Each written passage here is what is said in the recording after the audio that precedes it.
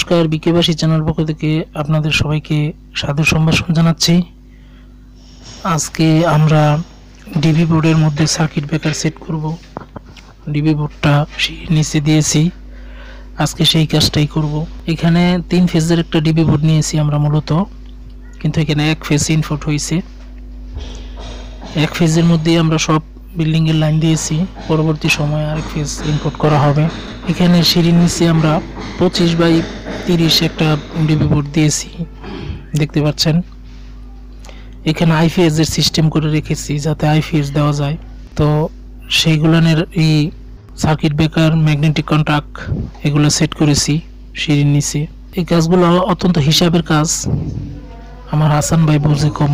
ওনারা বলছিলাম যে আপনি এটা ঠিক করে দেন, আমার হাসান ভাই বলতেছে না তুমি করো। একটা বিল্ডিং এর মধ্যে তারের হিসাবটা হচ্ছে মেন, কোথায় কত এম্পিয়ার খরচ হবে এগুলো হিসাব কিতাব করেই দিতে হয়। সার্কিট ব্রেকারগুলো সেট করতে হয় লোড অনুসারে,